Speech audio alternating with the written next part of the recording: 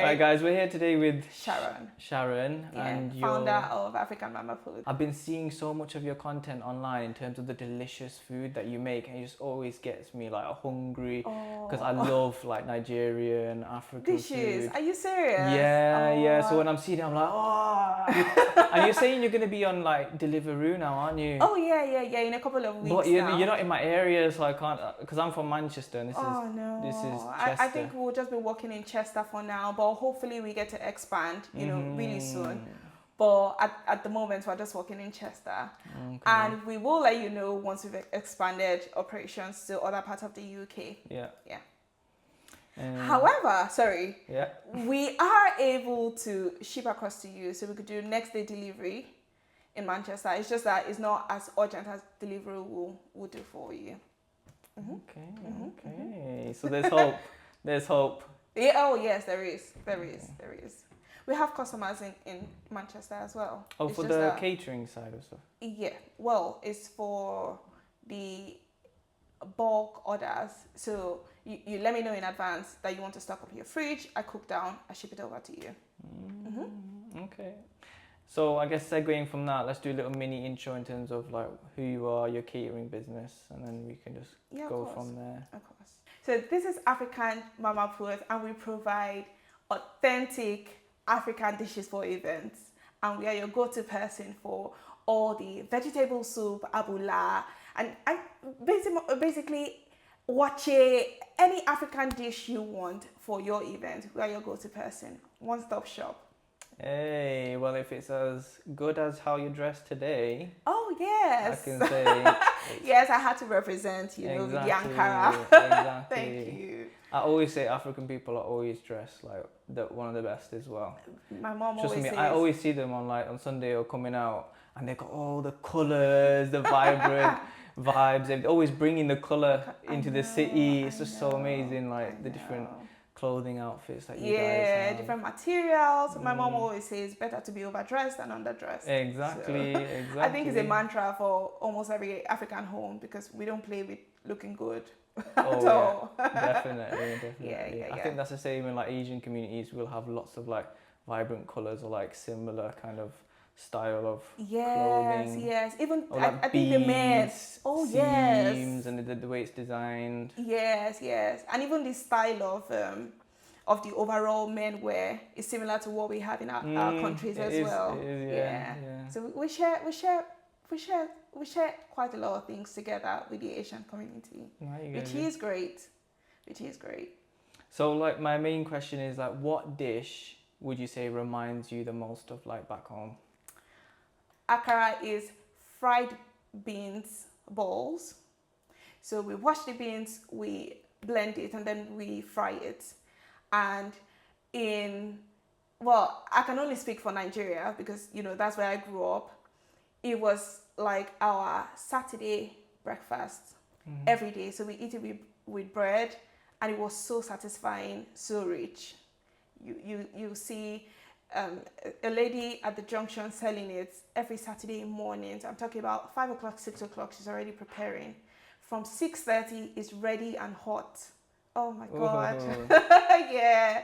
So it was a really major part of my journey and my background where is it one of those foods that you can have, like for breakfast? Like sometimes we'll make a dish and then the next morning we'll just have it for breakfast.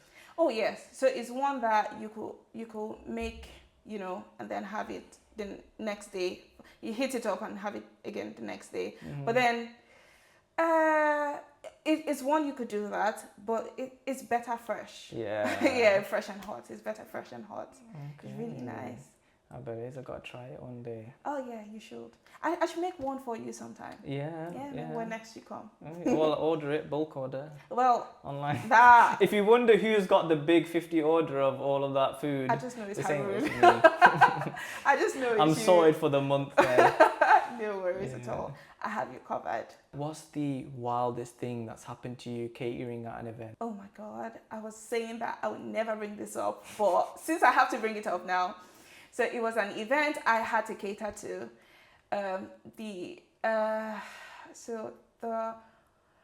bride told me she was expecting just 50 people. And so I had that in mind, but then I still made like 20 extra just in case. And just in case, more people showed up. And just in case I was to give it to the bride and groom so they don't, they don't go back home and then start thinking of what to eat immediately. Only for me to find out that we had over 100 people present at that event. Over 100 people? Yeah. And she initially told me, it was going to be very intimate, just the closest people, and then 50 max. And then I made, I think about 70 plates, that's in general. Okay. And we still had people coming to scream and curse at us, telling us we're hoarding food when, the initial plan was just 50. So I think that was a very wild event. So how did you guys tackle that then? Because did you have to just smaller portion sizes? Well, yes. So we had to do smaller portion sizes. And even with that, it wasn't enough to go around everybody. So at some point we had to share. So some people will have like the main dish, and then some people will have to take the snacks. That's the small chops. And like that, just to make sure, everybody had something, yeah. And so that was the way we called. And then we were very polite and we're very upfront about it with the guests, to let them know, look, we don't have as much, but you get to pick a choice. This is what we have. This is what we have. Tell us what you want. And then you only get a choice of like one dish. Yeah. It was like a very short event anyways, 2-3 hours reception and like 100 Was it in like a big hall, like dining hall kind of vibe? Was it very like a small, like you said, because intimate? No, so when Nigeria say intimate, even if the bride and groom mean intimate as in intimate, like really few people, the mothers and fathers don't really see intimate events as intimate events, because they have associations they want to invite, they have friends, they have family, they have so many people they want to invite. So intimate was not really intimate. They took up like a canopy, this like gazebo. Oh, it's a gazebo, so it wasn't even in a hall? No, it wasn't. Okay. Oh, it was wild. Only God knows where they got extra chairs. You should have unpegged it, or after that much noise, just undid it all. No, I wish, but no. What did you guys serve then, like for that? For the event, so we had jollof rice, we had fried rice, we had, and these were in small portions, because remember we had just 50 people to cater to. We had vegetable soup, and then we had pepper soup and yam. Okay. Yeah. So, and then for the snacks we had small chops as samosa, spring rolls, and puff. Okay. With peppered beef. How are the spring rolls and like the samosas different from like say Asian culture then? So does it taste the same, or is it a bit different? It tastes exactly the same. Do you just buy it from the Asian store? Is that what you did? No. So I prefer to. Did you make those? Yes, I do. Okay. Yes, I do. Okay. And I have some other tools that make it easier for me, so I don't need to burn myself spreading the dough on the very You hot made the dough. What's that? It starts with an F. That dough. What's the Which dough one? called? For samosas, it's like a specific dough. Yeah. Like the pastry. Pastry sheet. Is that what you're is that talking what you about? got? It's a pastry. It was already made, the pastry sheet. No, they sell it in the market, but I made mine myself. It's not Okay. difficult to make at all. Is it not? No, it's not. Well, with the tool I have, Yeah. it's not. But then the only thing that makes it stressful is having to spread it on the hot surface. That's the frying pan, or whatever it is you're using, and then you burn yourself, and then you have to peel it off, and things like that. But it's not difficult at all. Yeah. Do you think your sensitivity in your fingers have gone? Like, Well, from in Nigeria, yes, but have you seen those aunties or like your mom or something? I know they just put their hand into boiling water or oil, God. and then they just come out unscathed. Oh my God. Whereas like us, we're just hiding behind like these little. Yes, my mom. Oh my God, my mom. I don't think my mom feels heat anymore. But I don't think she just opens the lid of she touches the lid of the pot without even feeling anything. She's adjusting the pot on the fire. She's dipping her hand inside to see if it's. Oh my God, mommy, take it easy. I don't know how they do it. Honestly, I think it comes with years of practice. Yeah. Or they just don't care anymore. Yeah. They just don't care anymore. Third degree burn, it's fine. I honestly don't know how they have to cope with that. I don't know. I don't know either, man. But they do, and they're great, and big ups to them. Yeah. Forever, because they are our inspiration. Exactly. Always. And how did African Mamaput get started and its origins? For African Mamaput, how it all started, it pretty much started when I was younger. I come from a very large family. Like, children are a lot, and then my parents. So in total, we were about 11 people in the house, and so my mom had to cook for 11 people to eat for breakfast, for lunch. 11 siblings. No, not with my like dad, my mom, my dad, members. and then 90. No, I have 10 siblings, and then my dad and my mom, so 12 in total. 10 siblings? Yeah. Like, all from your mum? All Like, from my mom, yeah. wow, what a super mum. So I know. You don't get that nowadays, you know that? Like, even that generation, I would say my grandma might have that many kids. But like, that's nowadays quite a lot. you can see. I think Yeah. maximum you see. I mean, people are 3, just 4, about 5. coping. They're like, oh, maybe 2. You know, because of the economy and everything, they're just like 2 or maybe 1. But wow, hats off to your mum, man. I know. So she had to cook for 12 people for breakfast, for lunch, for dinner. Like, if you see the pots in the house, I'm talking 8 liters. I'm talking 10 liters. So whenever we cooked in the house, it was like we're cooking for like a party, because my brothers eat a lot as well. Okay. So and I really enjoyed being in the kitchen with her whenever she did all those, because I saw the sacrifices she was making, trying to keep everybody fed, and she was always having something interesting to say while you're with her in the kitchen, while she's frying fish. She's saying, "Oh, taste it. What do you think about it?" And it was just fun being in the kitchen with her. So I really enjoyed being in the kitchen with her. And then we began growing. At some point, I had to. My sister got married, so I had to take up the responsibility of cooking for special events like Christmas, New Year's, where we have people come over. And so, I did that. And then when I relocated. So relocated, you mean were you still in Nigeria? Or No, do you mean sorry. you decided to come over here? Yeah, when I relocated to the UK. Okay, so how old were you then when you decided you wanted to relocate to the UK? I was 24. Okay, 24. Yeah, that was like 3 I thought years you were back. 24 now. Oh, that's such a I'm not even joking. I was like, nice maybe she's compliment. around 24 now. No, I'm around 27 now. 27? Okay, I wouldn't say that. Okay, But thank you. Did you start your catering business at all in Nigeria then? Yes, I did. Okay, so Yes, I did. So what was that like over there? Well, it's quite different from what it is over here, because it's almost like a norm. Everybody knows how it goes. Everybody knows what to expect, because same food, same clients, or same mentality on food, and people just tell you what they want. You calculate ingredients, just make sure it's done, and make sure it's ready for them on that day.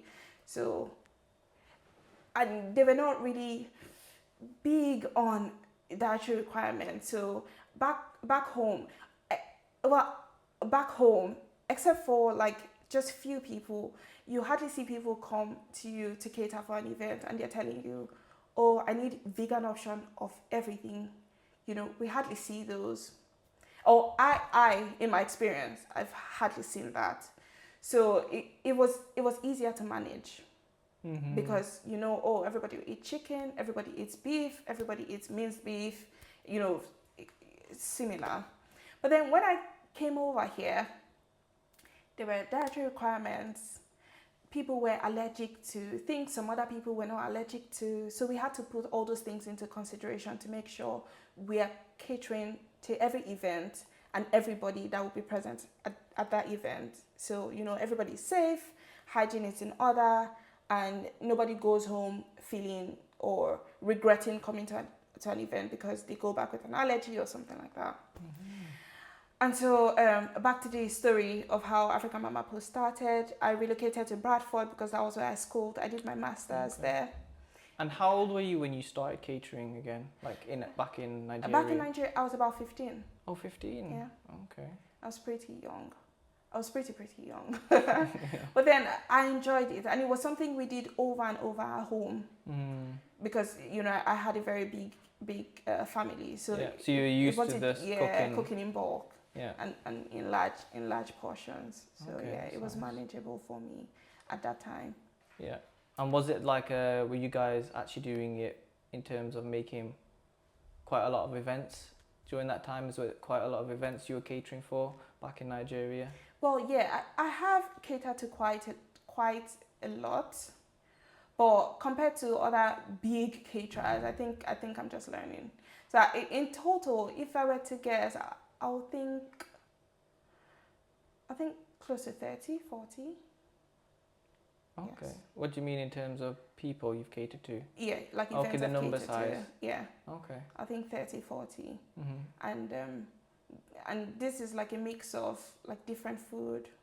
Could be jollof, could be snacks, could be anything really. Mm-hmm. So yeah. Okay. Yeah, that's how it's And then you came over to the UK at 24. Yes. Was that purely just to study? Is that the main reason you came? Yes. Okay. Yes, it was to just study, to do my masters. I did my masters in sustainable development. Sustainable. What's that? Sustainability. Sustainability. So, yeah. Oh, okay. So people who look after the earth, make sure we're not depleting resources, make sure packaging materials we use is not detrimental to the earth, to the water, make sure we are trying to cut plastic use, the reuse, reduce, recycle. Have you heard of that? Yeah. That's what sustainability is about. So yes, I came to do my masters, and then I was lonely because I did not have like a large amount of the African community in Bradford as a whole. I think it's Asian dominated. Yeah, it is. Which is fine because the Asian people are very like open. They're very open. They want to welcome everybody in. But I found it difficult because sometimes I didn't want to go. I just wanted to be able to go to a restaurant and tell them, oh, I want this Nigerian food. And at the time, there was no African restaurant at all. None at all? None at all in the whole of Bradford. In Bradford? At the moment. At that time? Yeah, at the time, yeah. Okay. Has it changed at all? the moment, yeah, I think there are about 2 in total. Only 2? Now. Wow. Yeah. So it was difficult for me. And then I think there was just one like African store. There were Asian stores where you could get like alternative products, that's similar to what you have back home, but just one African store in general. So and it was quite far from my accommodation, so I had to walk to buy things and then walk back home and then stand in the kitchen to cook. It was stressful. I didn't want to have to go through that stress, so I just needed like a restaurant, just something to remind me of home. I was tired of eating toast and baked beans every day and just sipping tea and just because they were not satisfying.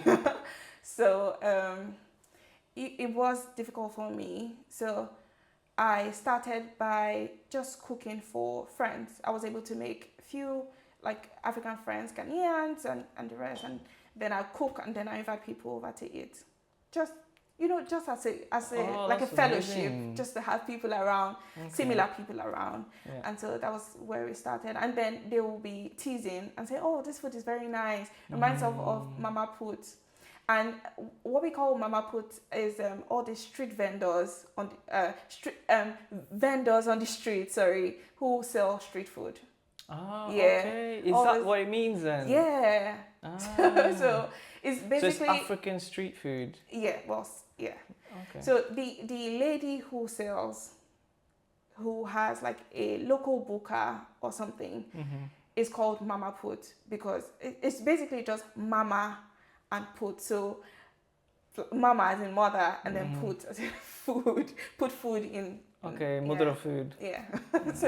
So and they said, oh, it reminds of Mamaput, and I was like, oh, that's a nice name. Maybe I should just copy it. And then fast forward to later on, after I was done doing my corporate job as an insurer and things like that, I just decided to venture into this catering line because it's something I enjoy anyway. So how many years ago was that you started in the UK? I registered last year, October. as a birthday present for myself. Okay. But then I didn't formally start until this year. Oh, okay. Yeah. So we had our inspection, everything done this year, and 5-star Hey, rating. 5 Yeah. stars. So yeah, we're formally in the business now. Formally in the business, yeah. So where do you see yourself taking this then in the next 5 Oh years? my God, we're going global. Okay. We are going global. Yeah. I don't care how long it takes. We're going global. So you're going to be seeing, we're going to be investing in so many things. We have so many ideas. We have so many things in the work. At the moment, we're starting with delivery companies like Deliveroo and the rest. But with time, you'll get to see our product in supermarkets. There are so many things in the work. Just stay tuned. So would you want actually like a physical restaurant as well at some point, you're saying? And then like, because you're saying you want it to be global. So instead of getting out like the dark kitchen that we're in now, would you then have a physical restaurant or takeaway that people can go to, order their food and then franchise out? Yes. So we intend to have a takeaway because having a restaurant is nice, but takeaway is easier. Yeah. For everybody, for ourselves and for the customers, because you could just easily pick up and then be on your way. So we intend to have takeaways, but I mean, who knows? In the future, we might decide to have a restaurant. But for now, takeaways, and then we are looking at franchising in the future. So we're going to be just our things are going to go global. I don't know how, but it's going. You gotta it's manifest going out it. there. You gotta manifest It's going it. out there. And like you said, you're in there for the long game. So you say you don't care how long it takes. A lot of people when they start a business, they might just be like, oh, only 2-3 years. We don't realize it can take a long time. Longer, yeah. And if you're already thinking, I mean, this is like your baby, and you want to be there the whole way through, then you're more likely to be there and actually accomplish those goals, because you're not thinking short term, you're thinking like long term. Yeah, because a lot of practice planning goes into it. No, definitely. Yeah. So and do you see there's a lot of Nigerian takeaways? Because I've seen a lot of Jamaican or Ghanaian. Do you think there's a lot of in, say, Chester or in Manchester or the UK? Do you find a lot of Nigerian specific? Now the crazy thing is, in Chester we are the first. Okay. Yeah, we are the first and only at the moment. Nigerian. Yes. Cooks. Okay. Nigerian, and I think we're the first and only at the moment in Chester, which is a great thing, because I've seen like other Nigerians, and they try to get suko with other foods, and things like that, which is good, which is great. But I mean, Mamaput had brought home to you guys, so no need to go find suko elsewhere. Come home to eat our food. Yeah. Okay, now we're gonna have a bit of controversy now in terms of what is the better jollof? Does it taste better from Ghanaian jollof, Jamaican, or Nigerian? I know where my heart is. Heart is. That question is But so what's yours? disappointing. We all know it's Nigeria. Yeah. We all know it's Nigeria. Nigerian jollof. Nigerian jollof will always have my heart. Always. Not just me, but everybody. I mean, our jollof is made with so much care and so much love and so much flavor and so much spice. Oh, please, it's Nigerian jollof. Anytime, any day. Anytime, any day. Nigerian jollof. I have to agree with you. See? Yeah, 'cause I grew up with a lot of Nigerian friends, so I'd always go around to their house, and Auntie would always be putting on jollof rice. You see? And it was just so nice. It was just it's completely different, because when I grew up, sometimes I'd want, I want to go and get a takeaway and have some jollof rice outside. And it would be maybe, not to hate on anyone else, but the Ghanaian one or the Jamaican, it just wasn't the same. It just didn't hit that spot. Juicy! It didn't hit the spot, what can I say? So, man, I'm so happy you're saying this, because ours is smoky, it's delicious. what do you think it is that's that difference? What is that difference? I think it's different ways of making it. But what are they doing that's different that makes the Nigerian one just that bit more nicer? Well, ours has to be burnt. Okay, do they not do that in the... I don't know if they do. I don't know. Okay. I can't speak for them, because I mean they will come for me and say, oh, they burn theirs, but ours, I mean, the spice in it is different, and ours is made with so much love. I don't know if they make theirs with There's love. hate. But we make ours with so much love Mm-hmm. and spice, and there is no way you could go wrong if you make your food with this much love and spice. So Nigerian jollof all the way, anytime, any day, anywhere, any feeling, anything. Oh no, Nigerian food, 100% agree with you. You see, Amazing. happy about that. Yeah. I'm happy So about in that. terms of your business and as it's evolving, what do you think since you've back when you were in Nigeria and now, what other kind of lessons do you think you've learned doing this? Doing the business, I think. So I'll be honest with you. I think you should not take your finances for granted. So by that, know how much you're pricing, know how much should be taxed. Don't play with HMRC people. Give them their money. Give unto Caesar what is Caesar's. Give unto the Lord what is the Lord's. So whatever you do, just make sure you are very transparent with your money, with your finances. Make sure you pay all legally binding dues or fees. And then I think always ask customers dietary requirements. Always put your customer at the heart of whatever it is you do. Mm-hmm. And I know it comes third right now, but it's actually the first and most important to put God first, because your inspiration, everything you do comes from God. Every single thing you do comes from God. So whatever idea you think, well, I can only speak for myself. Whatever idea I have, whatever thing I've been able to accomplish, it's just by the leading of God. So that is actually my number one. I have no idea why I put it as number 3, but it's actually to put God first. Put God first. Put your customer at the heart of what you do, and then don't play with your finances. So those are the 3 lessons I've learned on my journey so far. Can you give us an example of something or a memory that you've had on this journey that's really like stuck with you? I had a customer who was postpartum, so she was really hungry and she was really craving Nigerian dishes. So I needed to, at that time I didn't have the ingredients to make, because what she wanted was very authentic and very native, and it wasn't available like in Chester. So I had to reach out to online stores, get it all done, and then make it, give it to her. She was excited. She was really, really happy and satisfied, after eating, and she gave us a very good review on our page. So that has stuck with me, because I've been able to show up for my customers even when it's not so convenient. Yeah. And I put myself in the shoes of the customer. I understood how she felt postpartum, and I needed to come through for her. And I'm so happy I was able to come through for her. Oh, that's amazing. It's always good when you get those client feedback as you're able to deliver how amazing the food was. It really just like boosts you. Honestly, yes. Yeah, but segueing on in terms of like if you had to give advice to an up-and-coming caterer, what one piece of advice would you give? I know we kind of touched on the 3 lessons, but like if there's one piece of advice you'd give to someone who wants to get into catering, what would it be? I think put your customers at the center of what you do, because they make your business. Mm-hmm. They are the heart of your business. And if your customers are not happy with what you do, you won't even go far with what you do. No matter how much passion you have for what you do, if your customers are not at the center of what you do, you won't go far with it.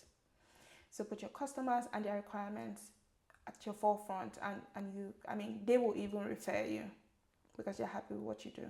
What is an overrated African food dish? Yeah, so I think egusi is overrated. And I know a lot of people come for me, but it's overrated. It's just melon soup. Like, guys, chill. It's not more than what it is. It's egusi. I think it's overrated. So what is that, melon soup? Yes. So it's made with the seed of melon. Okay. Yeah. And then it's blended with crayfish and then some other spices to make the soup. It's really, really nice. But, I've tasted better. I've tasted better. Egusi is overrated. And if you could only have one African dish for the rest of your life, which one would it be? Oh my God. that will be banga soup and starch. Oh, what is Yeah. that? You guys love your soup, don't you? Oh yes. So banga is made from palm kernel tree. Do you know palm kernel? Do you know palm oil? You do. Yeah. Yeah. I've heard of So palm. the tree palm oil is gotten from. Now, sorry, how do I explain this? Now, palm oil is the overboiled banga. So they so okay. So we harvest palm kernel, we extract the pulp, the juice from the pulp, and then we boil it and then put our spices. That's how we make banga. Okay. And if you boil for extra without the spice, that's how you get palm oil. Yeah. So it's like palm oil. And that's what you'd have every so- single day for the rest of your life. Oh my god! If you taste it, No meat. You don't want if you taste meat. it, you will have it all the days of your life. You don't want any meat. I have to have some meat in my food, or I'm just like, this is. We have something called dal. I don't know if you know what that is. It's like lentil. Do you know lentil? Like Yeah, no, yellow lentil. lentil soup. So we have like lentil soup. Like I couldn't just survive on that. No. It's really nice, but I can't just have soup every single day. Now, the First- crazy thing yeah. is, what we call soup is not just the regular soup that you. Soup comes with swallow, so it comes with eba, and the soup is filled with a lot of beef, fish. I'm not talking blended. I'm talking something you could chew. Oh. Yeah, so our soups so there's are some very meat different. in it. Yeah, there is meat, there is Okay. fish, there is prawns, there is periwinkle. I feel like that's what we call a salan then. It's not a soup. For us, like we would call that a salan. So we'd have like something similar. We'd have like lamb in it, it's like a soupy dish, but Yeah. it's got a bit of what we call shorba, which is like Of that. it's like obviously when you're cooking it, you put a bit of water in it, you put oil in it to fry it, and you have like a nice little soupy kind of thing, and we have like bread, like roti with it. Okay. And we'll have lamb and everything, and sometimes we might have like a spinach version or a different version. But I think that's probably what you mean. Because when I think of soup, I'm literally just thinking of like the regular. just water no, and salt. No. So I was like, you're just having seeds, melon seeds, and just in your water. I was like, No. I think it's more of the other one, but we don't eat it with roti. We eat it with like amala or so what's amala? eba. So Is that like a potato thing? I've seen that potato thing people eat with their rice. So I don't know what it is. okay, so we call them swallow. Mm-hmm. That means when you eat them, you don't chew, you swallow them. No, they're not as bad. They're really, really good. Now, amala is made of yam or plantain peel. So you dry it and then you blend it. And it's really rich, like in nutrients and things like that. You dry it under the sun, make sure it's very dry, and then you grind it. Make sure it's in powder form, and then you cook with it. And then eba is made from cassava. Have you heard of cassava before? Okay. So it's made of cassava. Cassava is processed, fried dry, and then we have our gari that we use to make eba. And then we have poundo yam or pounded yam, which is just yam that we mash, that we pound, and then we make it into a ball, something like that. So our soups are quite. I'll show you. So you're making me hungry already now. Pardon? Are you making me hungry now? No. sounds- If you taste it, you will love it. Yeah, You I love bet. it. I bet. You love it. Well, thank you so much, Sharon, for coming on and talking to us, and I think educating me on how much flavors there are in terms of the food that you make. There's some ingredients I haven't even heard of, or I wouldn't even think of as a combination, and it just sounds really nice. So I might have to order something from you. You should. You should. You're welcome, Sharon. Thank you so much for making time to speak with me today. And I'm glad I've been able to speak out there to let Nigerians know that, your girl is right here giving you the most authentic African dishes down to your doorstep. So thank you for this opportunity as well.